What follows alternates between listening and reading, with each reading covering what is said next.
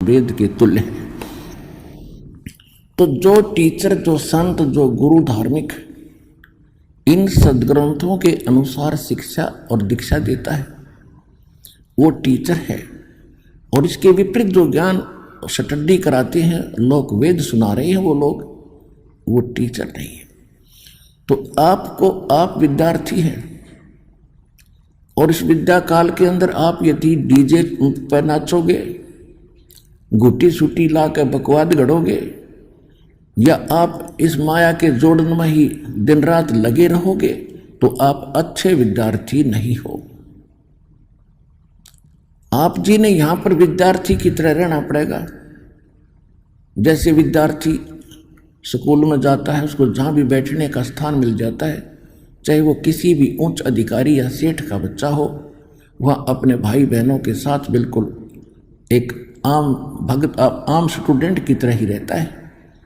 इसी प्रकार आप जी ने अपना भाव जब आप सत्संग में आते हो एक बालक जैसा बनाना होगा।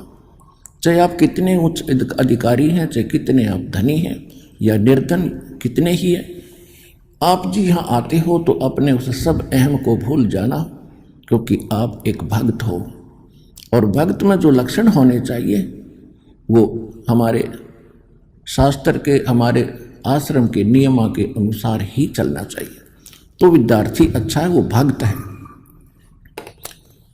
जैसे परमात्मा कहते संत मिलन को चालियो, तज माया अभिमान, जो जो कदम आगे रखे ओ हे यज्ञ समान।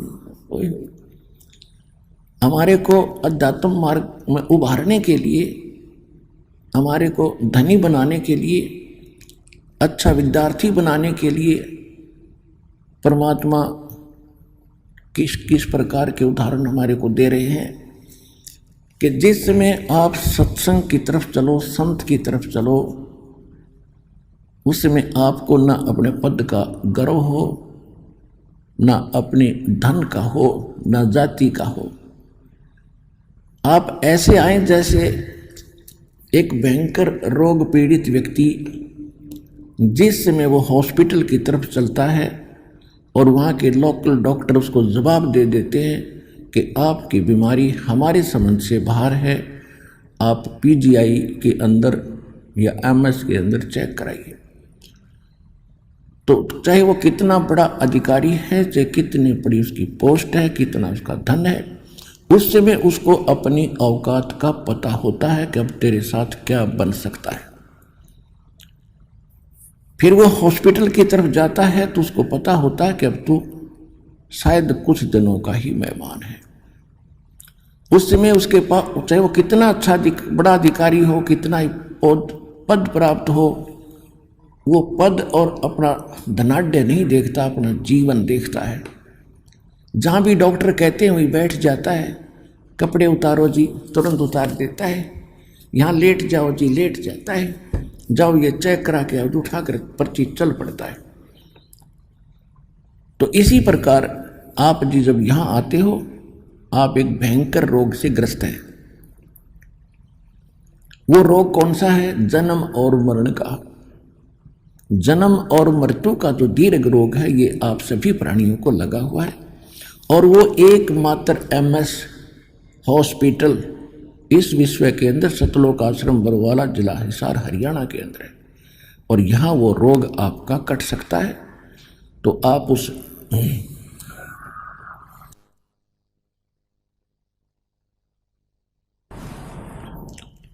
और यहाँ आकर भी आपके अंदर नखरे रहेंगे, किसी प्रकार का अहम बकवाद रहेगी, तो फिर आप जीवन रक्षा नहीं कर पाओगे, अर्थात उस दीर्घ रोग के नाश होने से वंचित रह जाओगे। फिर यहाँ आना और ना आना आपका व्यर्थ है।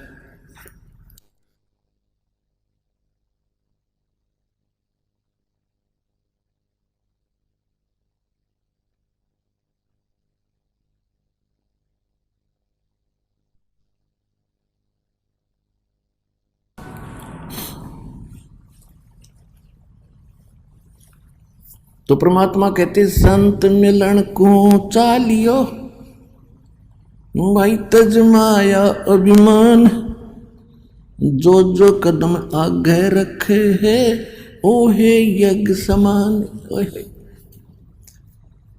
तो इस भाव से, अधीन भाव से विनम्र होकर के एक दास बन के देखो, परमात्मा ने स्वयं अपने आप को कबीर दास कहा। क्यों कहा? वो तो साहिब थे, हमारे लिए कहा कि आप जी ने यहाँ किसी भी प्रकार का अहम नहीं करना, अहम करोगे तो मुझे पसंद नहीं। जब हमारे परमपिता परमात्मा किस प्रकार रहे, एक धारणक रूप में, जुल्हाए रूप में, एक शूद्रों की कॉलोनी में, निर्धनों की कॉलोनी में।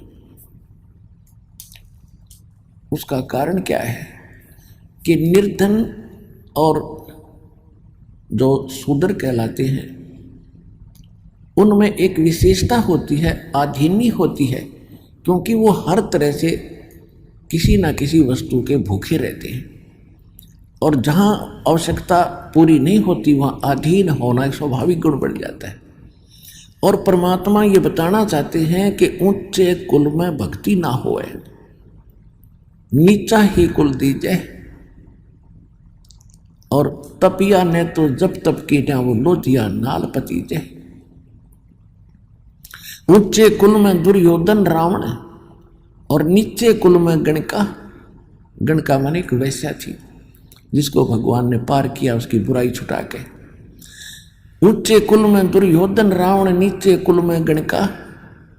और गणका भिलनी जब पार उतरगी तो गर्भ करियो ना धन का। परमात्मा कहते हैं कि ऊंचे कुल में भक्ति ना हो।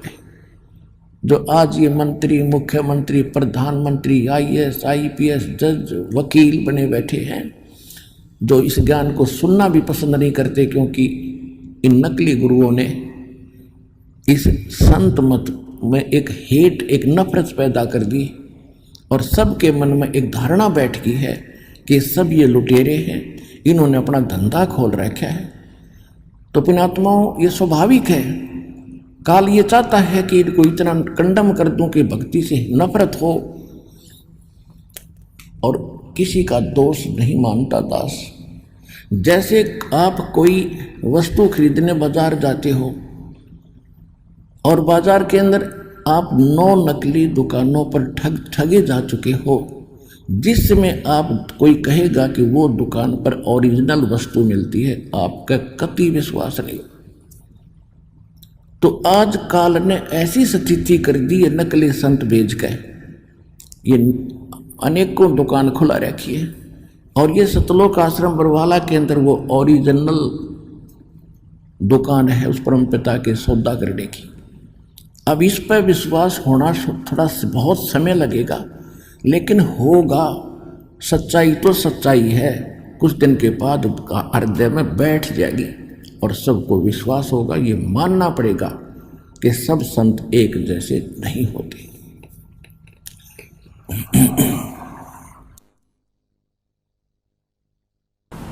तो आज इनको आप जिक्र करके देखो, क्यों समय पर रोटी मिल रही है, अच्छी कार कोठी है, जी हजूर करने वाले हजारों नौकर खड़े रहते, इनको क्या जरूरत है भगवान की, खुद खुदा बन गए। सत्संग में आने से जीव को अपनी औकात का पता चलता है कि मैं कौन हूं। और पुण्यात्माओं, जैसे एक प्रधानमंत्री और वो मृत्यु सैया पर अपना टाइम पास कर रहा है, भुगत रहा है किसी भी देश या राष्ट्र का, और पहले वो प्रधानमंत्री था, आज क्या है और आगे क्या होगा। कहते हैं संसा शोक सराय में ये सूतक दिन राती, और जीवित जग में जूते पड़े फिर जम तोड़े छाती। यही बिरान माटी हो लेगी इनकी और आगे यम के दूत इनकी दे ही तोड़ेंगे। वो ज्ञान इनको है नहीं, क्योंकि हम जैसे दास तो एक बहुत छोटा सा कर्मचारी, एक जूनियर इंजीनियर था और धार्मिकता भी थी, लेकिन फिर भी अहंकार अहम खूब हो गया था उस छोटी सी पोस्ट का। और जब कभी चर्चा चलती थी भगवान की, क्योंकि हम भी खिचड़ी ज्ञान से रंगे हुए थे, यही मन में आता था कि इसने देखा देखी जाएगी। जब दास को ज्ञान हुआ तो अपने उच्च अधिकारियों को, एसडीओ को, एक्सिन को, अपने साथी जूनियर इंजीनियर्स को या नीचे के जो सबॉर्डिनेट्स थे उनसे कहने लगा कि राम बचो भगवान बचो। तो उनका एक ही जवाब होता था, किसने देखा है, फिर देखी जाएगी। अपने आत्माओं हम सब यहीं फंस गए। अब किसने देखा देखी जाएगी, यह लेकर डूब रही हमारे को। जिन्होंने देखा उन्होंने बताया, आंखों देखा बताया। और जो जैसे कोई अंधा जा रहा है जंगल में, वन में, और आगे एक भयंकर जानवर रहते हैं उस वन के अंदर, शेर, चीते और अन्य बहुत से भेड़िए, ये तो वहाँ के हैं ही, उनका तो वो घर है। और उस अंधे को कोई आंखों वाला ये कहता, सूरदास आप गलत रास्ते जा रहे हो, इधर मत जाओ, आगे बड़ा भयंकर बियाबान है और भयंकर जानवर तुझे मार डालेंगे, खा जाएंगे, तेरा बुरा हाल हो जाएगी। और वो अंधा यूं कहे कि किसने देखा देखी जाएगी। अंधे तुझे दिखता नहीं, आंखों वाले की तुम मानता नहीं, तो जाकर देख ले, फिर क्या होगा, वही होगा जो वो बता रहा है। तो ये जितने संत महापुरुष दास, जिनके नाम, शुभ नाम बार बार आपको याद दिलाता है, उन्होंने भगवान को देखा और हमें बताया। आदरणीय धर्मदास साहिब जी, आदरणीय मुल्कदास साहिब जी, आदरणीय नानक साहिब जी, आदरणीय दादू साहिब जी, आदरणीय गरीबदास साहिब जी, गांव छुरानी, जिला झज्जर, हरियाणा वाले, आदरणीय गीसा दास साहिब जी, आदरणीय स्वामी रामानंद जी महाराज, इन महापुरुषों ने भगवान को देखा। और वो स्थान देखा जहाँ जीव की दुर्गति होती है, जहाँ उल्टे लटकाए जाते हैं, नरक के अंदर बड़े बड़े बड़े बड़े कुंड भरे हैं, जिनको इन हाहाकार मची है। उन्होंने आकर बताया है। गरीबदास जी कहते, तुमने उस दरगाह का मैल नहीं देखा और धर्मराज के तिल तिल का लेखा। गरीबदास जी कहते, हम देखा सो साच है और सकल प्रपंच, हम जो देख कर आए हमने आकर तुम्हें बताया ये सत्य है। और जो बकवास कर रहे हैं कि धरती पर स्वर्ग है, धरती पर नरक है, यहीं दुख है, यहीं सुख है, ये सब बकवाद है, ये प्रपंच है। तो ऐसे ही जैसे किसी को आप कहोगे अच्छा समय पर टोक मिल रहा है, अच्छी नौकरी है, बिजनेस है, तो उसका एक ही जवाब होगा, फिर देखेंगे या फिर देखी जाएगी। अब फिर क्या देखेगा, जब गधा पढ़ने के बाद फिर तो कुम्हार देखेगा। आपने तो अब देखना समय रहते, छोड़ बुराई कर भक्ति और सुधर लग भगवान के मार्ग पे। फिर क्या देखा, जब गधा बन जाएगा। ये परमात्मा ने बताया, परमात्मा जिन्होंने देखा उन महापुरुषों ने बताया कि फिर पीछे तू पशुआ की जय गद्धा बैल बनाई, ये 56 भोग कहाँ मन भोरे, कहीं कुरडे चरने जाई।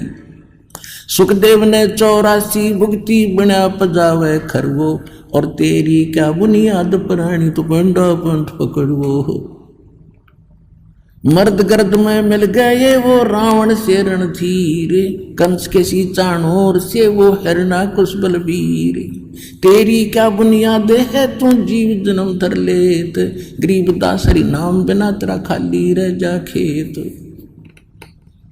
ये उन महापुरुषों ने बताया जिन्होंने भगवान को देखा कि मृत्यु के उपरांत तू गधा बनेगा और आहार भी कहीं और करके आओगा जंगल में। टूटी कमर पजावे चढ़े तेरा कागा मांस गिलाई, फिर पीछे तू पशुआ की जय कुरड़ी चरने जाई, और टूटी कमर पजावे चढ़े तेरा कागा मांस गिलाई। पुण्यात्माओं, आज मनुष्य जीवन में, क्योंकि विद्यार्थी को माता पिता सभी सुविधाएं देते हैं, स्वयं रूखी सूखी रोटी खाते हैं, उसको अच्छा घी और सब कुछ व्यवस्था करके देते हैं, और कार्य से फ्री कर देते हैं कि बेटा बेटी तुम पढ़ो, शिक्षा ग्रहण करो। तो उस समय उन बच्चों को कोई कहे कि तुम्हें आगे दुख होगा, एक तो जवानी और दूसरे फिर खूब सुख सारा सुविधा प्राप्त, तो उनके उस समय कम समझ में आवे है। और जब वो समय वक्त निकल जाता हाथ में, जब उनको कस्सी हाथ में सिर पर टोकरी, तब समझ में आवे कहे नाश मंत्र नाश कर लिया अपने जीवन का, उसमें पढ़ लेता, थोड़ा सा कष्ट उस समय उठा लेता तो सदा सुखी रहता। तो इसी प्रकार जब हम संसार छोड़कर जाए, अब हम मनुष्य जीवन में हैं, तो हमारे यहाँ जल्दी सी गले उतरती नहीं कि हम कुत्ते और गधे बन जाएंगे। जब हम मरेंगे तो फिर और क्या बनोगे? अंडरस्टूड है, कुछ भी बन सकते हैं। और जिन्होंने देखा, भगवान ने बताया, कबीर हरि के नाम बिना ये राजा रसब हो, मट्टी लदे कुम्हार के वही घास नाली नीरे कोई। कबीर हरि के नाम बिना ये नार कूटिया हो, गली गली भौंकत फिरे फिर टोक न डाले कोई। बीबी पड़दे रहे थी वो डोडी लगे थी बार, एक अब गात उगाड़े फिरती हैं वो बनकुतिया बाजार। वो पर्दे की सुंदरी सुनो संदेशा मोरे, गात उगाड़े फिरती हैं वो करें सरायों शोर। नक बेसर नक पे बनी वो पैर थी हार हमेले, सुंदरी से कुतिया बनी देख साहेब के खेले।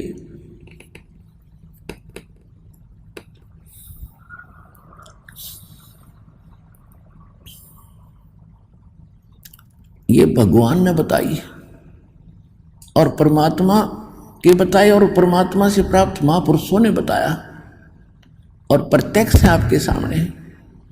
क्या बताते हैं कि जो बड़े बड़े सेठ साहूकारों की औरतें, नवाबों की परिवार, राजाओं के परिवार पर्दों में रहा करते थे। बीबी पर्दे रहे थी और डोडी लगे थी बाहर, कई कई चौकी लगती थी, कोई गैर पुरुष अंदर प्रवेश ना कर जा।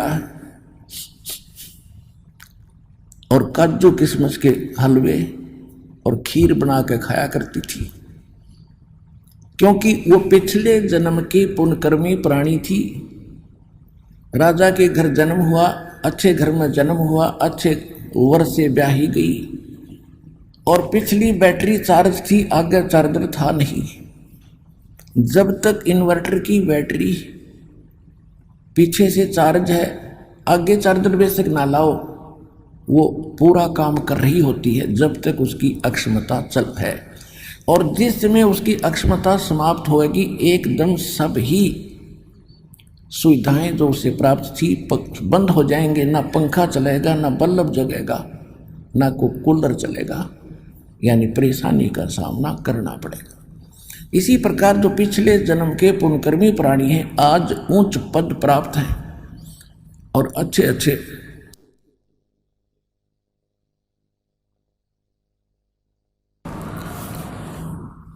अच्छे बंगलों में रह रहे हैं, और भक्ति ना करने से क्या बताया कि वो बीबी यानी राजाओं की रानियां, नवाबों की रानियां काजू किशमिश के हलवे खाया करती, जूठे छोड़ा करती, उनकी नौकरानियां उनके बच्चे खाया करते थे। ठीक है, जब तक आपकी जेब में पैसा है और आगे मजदूरी या कोई धंधा आपका है नहीं, तो उसने खो खराब करो, खर्चों ते फेंको, मौज आपकी। जब वह जेब खाली हो जाएगी, बैंक बैलेंस नल हो जाएगा, फिर पता चलेगा आपको उस पैसे की कीमत का।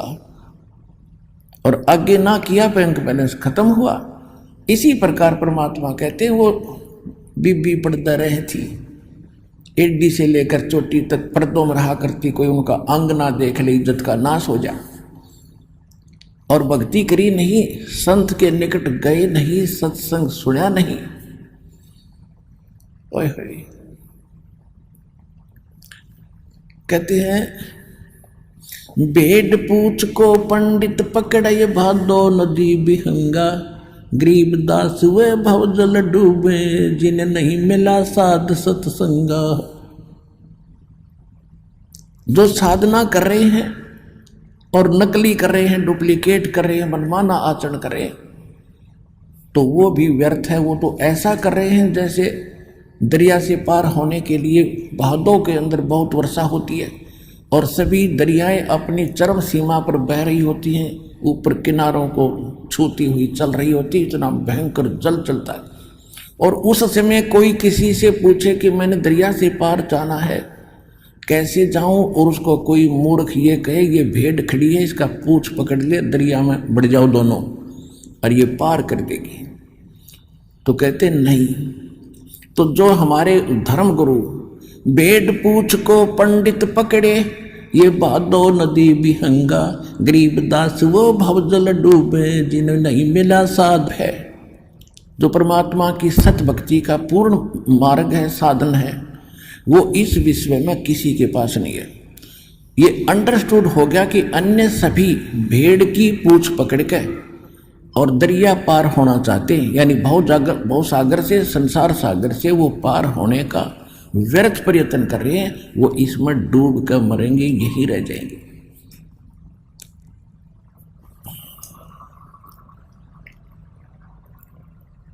जिनको नहीं मिला साध सत्संगा, यानी संत का जिसको सत्संग नहीं मिला तो वो यहीं रह जाएगी।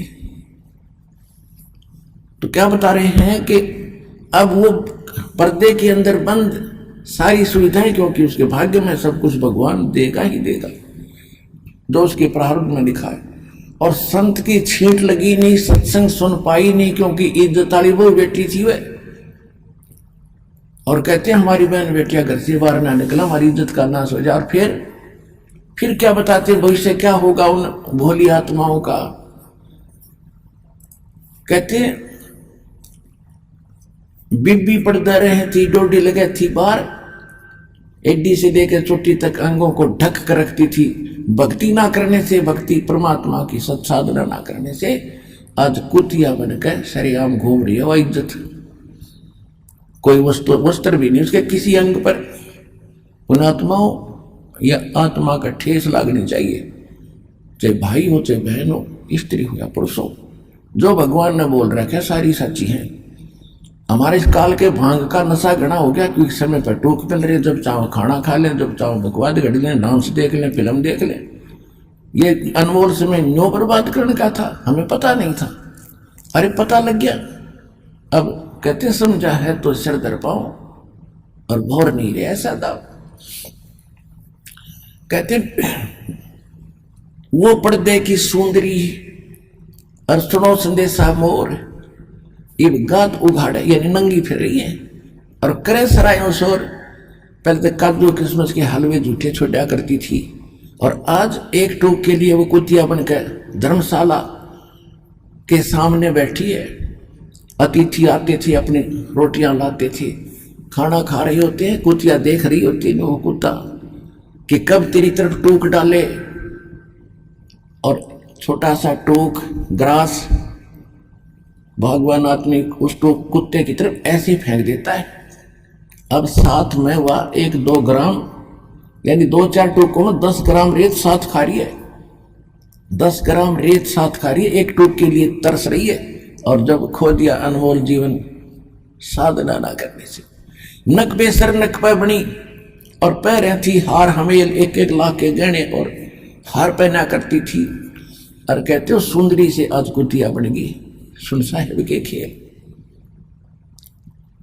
तो पुणात्माओं, इन बातों से डर बनना चाहिए। और भयवन भक्ति होती नहीं, डर बनता है ज्ञान से, और ज्ञान होगा सत्संग से। जैसे एक छोटे बच्चे होते हैं, अनजान बालक होते हैं, वो सर्प ना पकड़ ले, अगर कहीं खेल रहे हैं और सर्प आ जाए तो दौड़ के उसको पकड़ लेते हैं और उनको डस कर उसका जीवन नाश कर देता है। कहीं पर स्पार्किंग कर रहा, तार नीचे टूटा गिरा हो, बच्चे उसको आतिशबाजी समझकर जाकर पकड़ लेते हैं और मर जाते हैं।